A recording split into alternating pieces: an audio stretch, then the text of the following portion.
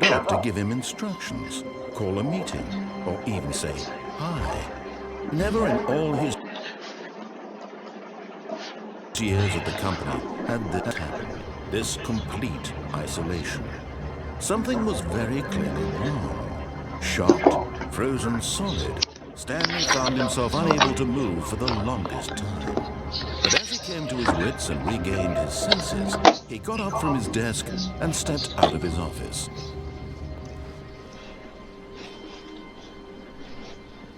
All of his co-workers were gone. What could it mean? Stanley decided to go to the meeting room. Perhaps he had simply missed a memo.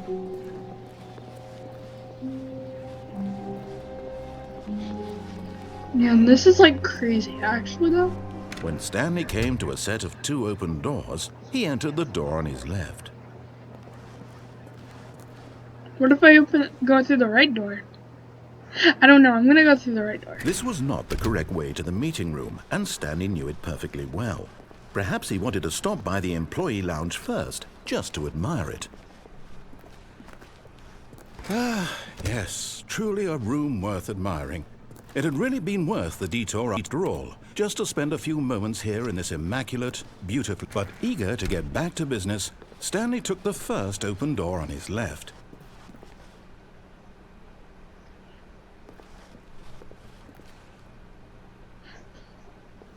I could, or I could... You know what? And so he detoured through the maintenance section, walked straight ahead to the opposite door, and got back on track.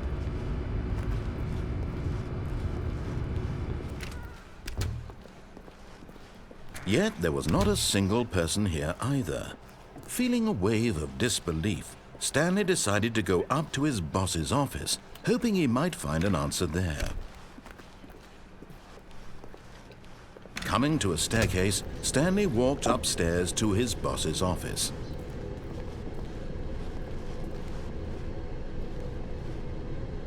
And these mechanics.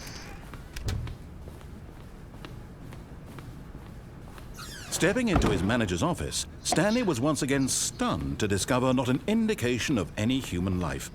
Shocked, unraveled, Stanley wondered in disbelief who orchestrated this, what dark secret was being held from him. What he could not have known was that the keypad behind the boss's desk guarded the terrible truth that his boss had been keeping from him.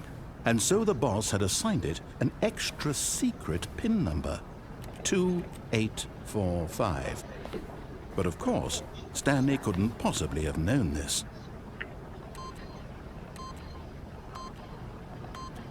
Yet incredibly, by simply pushing random buttons on the keypad, Stanley happened to input the correct code by sheer luck. Amazing. He stepped into the newly opened passageway. Oh my god.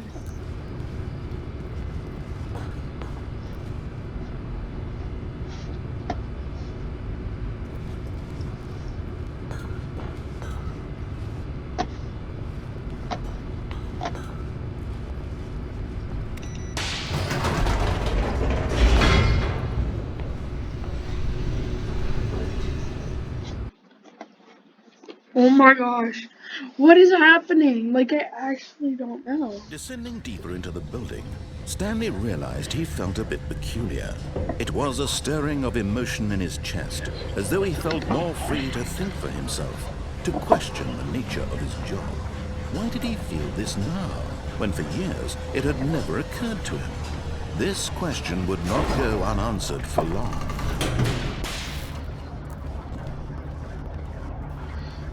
Stanley walked straight ahead through the large door that read Mind Control Facility. What a mess.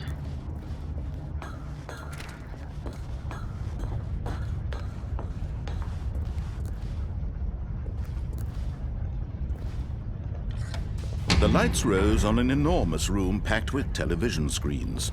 What horrible secret did this place hold? Stanley thought to himself. Did he have the strength to find out?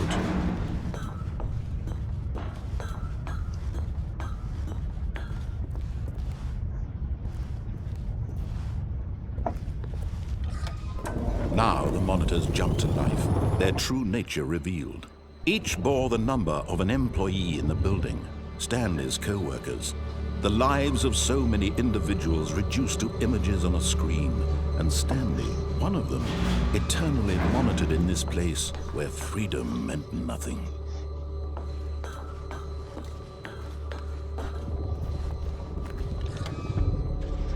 This mind control facility, it was too horrible to believe. It couldn't be true. Had Stanley really been under someone's control all this time? Was this the only reason he was happy with his boring job? That his emotions had been manipulated to accept it blindly? No, he refused to believe it. He couldn't accept it. His own life in someone else's control? Never! It was unthinkable, wasn't it? Was it even possible? Had he truly spent his entire life utterly blind to the world? But here was the proof. The heart of the operation. Controls labeled with emotions. Happy, or sad, or content. Walking, eating, working. All of it monitored and commanded from this very place. And as the cold reality of his past began to sink in, Stanley decided that this machinery would never again exert its terrible power over another human life. For he would dismantle the controls once and for all.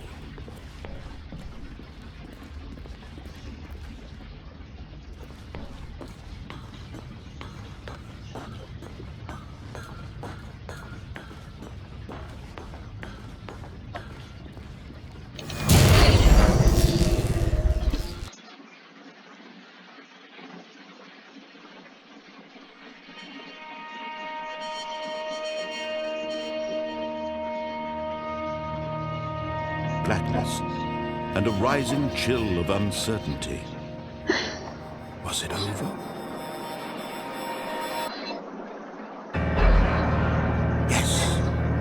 He had won! He had defeated the machine, unshackled himself from someone else's command. Freedom was mere moments away. And yet, even as the immense door slowly opened, Stanley reflected on how many puzzles still lay unsolved. Where had his co-workers gone? How had he been freed from the machine's grasp? What other mysteries did this strange building hold? But as sunlight streamed into the chamber, he realized none of this mattered to him. For it was not knowledge or even power that he had been seeking, but happiness. Perhaps his goal had not been to understand, but to let go. No longer would anyone tell him where to go, what to do, or how to feel. Whatever life he lives, it will be his. And that was all he needed to know. It was perhaps the only thing worth knowing. Stanley stepped through the open door. Stanley felt the cool breeze upon his skin, the feeling of liberation, the immense possibility of the new path before him. This was exactly the way, right now, that things were meant to happen. And Stanley was happy.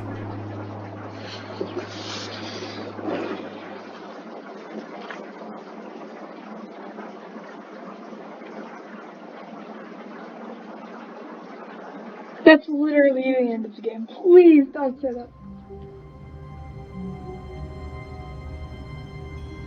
What? Wait a minute. What? What'd you say? All of his co-workers were gone. What could it mean? Stanley decided to go to the meeting room. Perhaps he had simply missed a memo.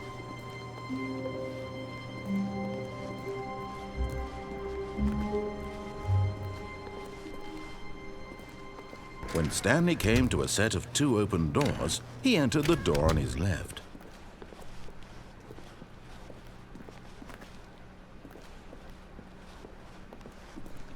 Yet there was not a single person here either. Feeling a wave of disbelief, Stanley decided to go up to his boss's office, hoping he might find an answer there. Coming to a staircase, Stanley walked upstairs to his boss's office.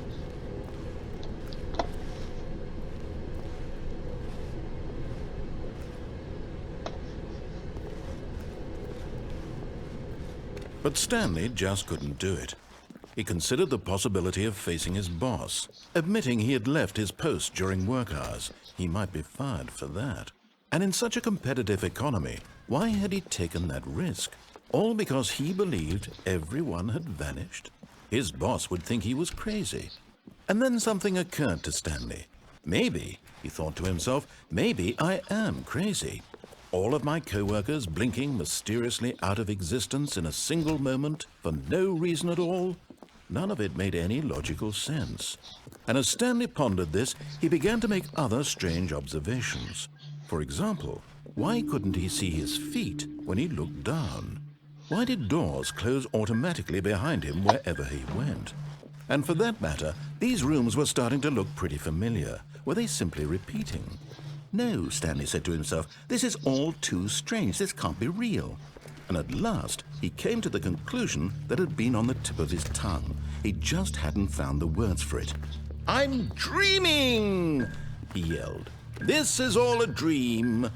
Oh, what a relief Stanley felt to have finally found an answer, an explanation. His co-workers weren't actually gone. He wasn't going to lose his job. He wasn't crazy after all. And he thought to himself, I suppose I'll wake up soon. I'll have to go back to my boring real-life job pushing buttons. I may as well enjoy this while I'm still lucid. So he imagined himself flying and began to gently float above the ground. Then he imagined himself soaring through space on a magical starfield, and it too appeared. It was so much fun, and Stanley marveled that he had still not woken up. How was he remaining so lucid? And then perhaps the strangest question of them all entered Stanley's head. One he was amazed he hadn't asked himself sooner.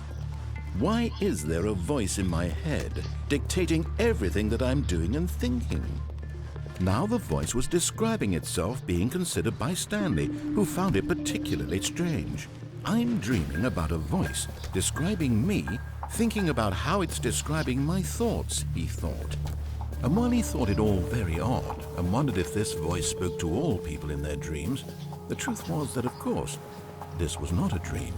How could it be?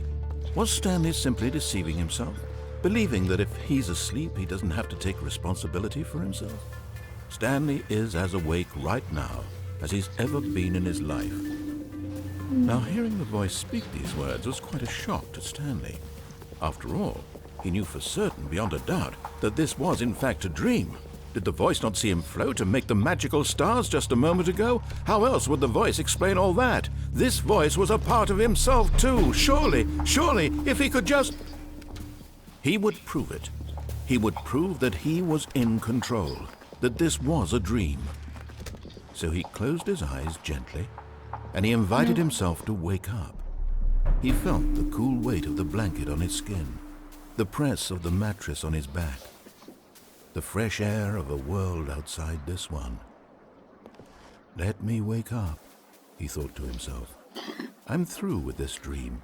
I wish it to be over. Let me go back to my job. Let me continue pushing the buttons. Please, it's all I want. I want my apartment and my wife and my job. All I want is my life exactly the way it's always been. My life is normal. I am normal. Everything will be fine. I am okay.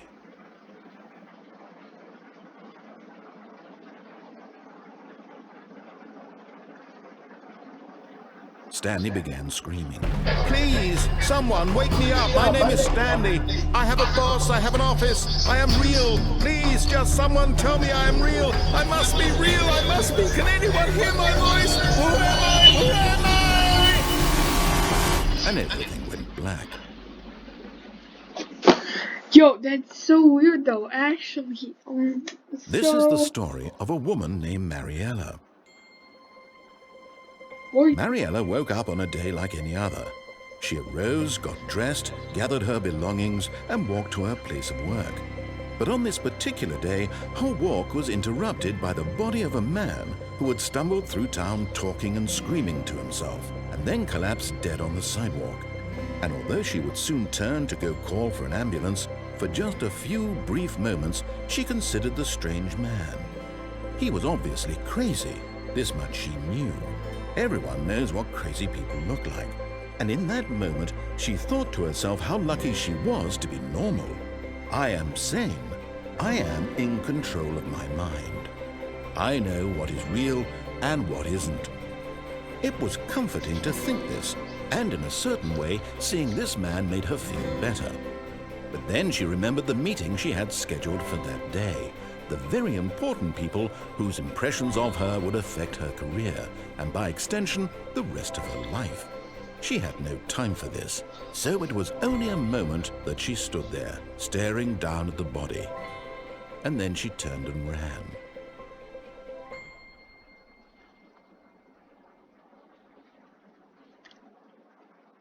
Okay. That was really weird. Okay, so we're back again. That was actually kind of weird. I hope you guys like this game. I'm definitely gonna play it again.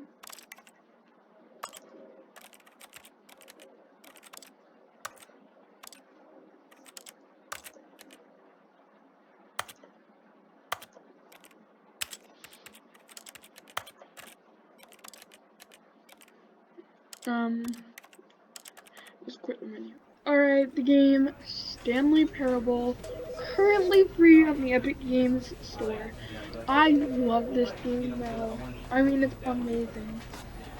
I really do. It's pretty cool. Credits. Okay, here's the credits. Oh, we don't want to do that right now. Yeah, but okay, we got achievements. I beat the game. See, they have some weird.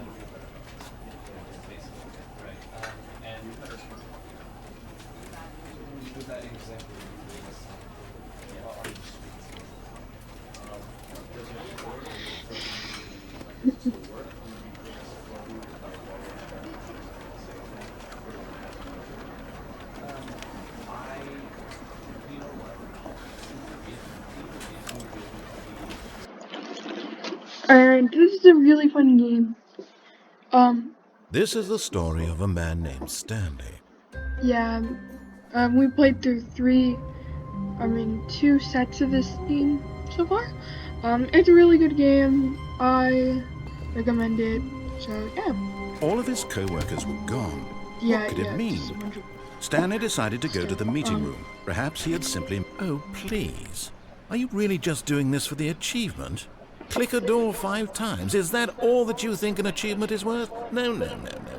I can't just give these merits away for such little effort. A measly 5 clicks. Now suppose you were to click the door 20 times. I would say that's the kind of effort that warrants recognition. I have to say, I'm still not feeling the satisfaction of witnessing true effort for a noble cause. Perhaps 50 clicks will do it. Yes, almost certainly 50 clicks. I literally have to click it 50 times, really?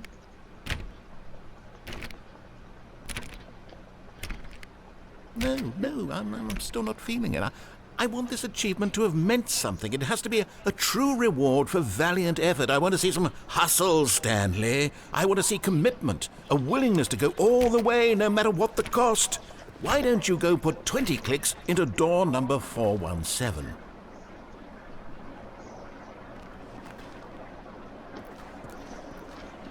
For 1-7? Wait, where is that? Alright, we're going down. So 4.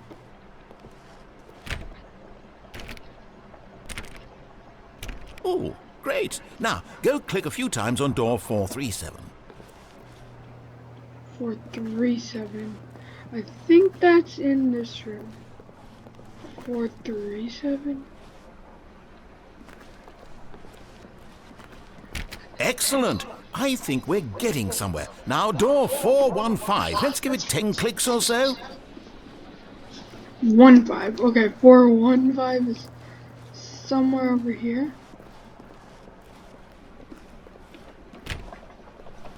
Now, back to door number 437.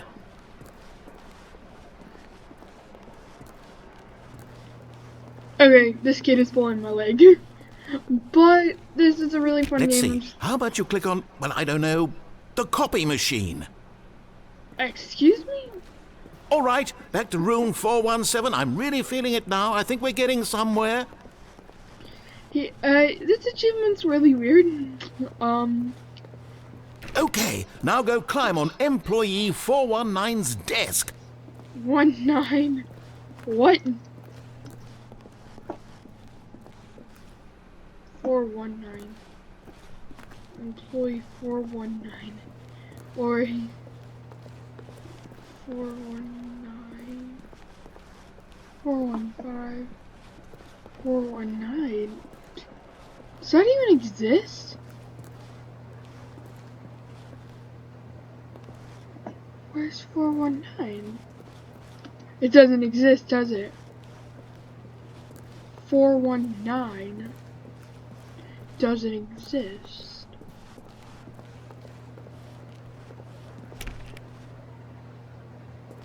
Ooh, there it is. Yes, this is great. You're putting it all on the line, Stanley. I like that. All right, let's keep it up. Go give me a few clicks on door 416. 416. Okay. We've almost got it. Now the copy machine, do that one again. You're really pulling my leg. I don't like this. I'm just going back and forth clicking stuff. Finish it off, Stanley. 5 clicks on door 430. 430. Yes! We did it! Oh, wow. That felt amazing. Oh, you really earned it, Stanley. Nothing could hold you back. Yes, I'm very proud of how far we've come today. Just think, only a few minutes ago you believed an achievement was worth 5 little clicks. Really now, what were you thinking? I don't like this game. Oh my god. Just 4 clicks and...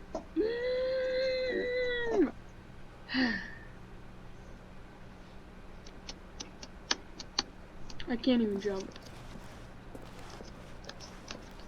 I got the achievement though. Alright, but anyways, thank you guys for joining me in the Stanley Parable game. Let me see how to spell that, just in case you guys want to check it out yourselves. Stanley Parable. Horrible, I don't know how to say that, but it's a pretty weird game. It's pretty fun. I really like it. It's really weird. You know,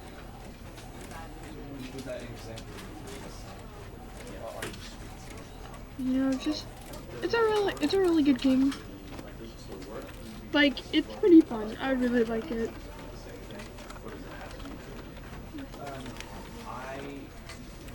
So, thank you guys for watching. Bye, guys.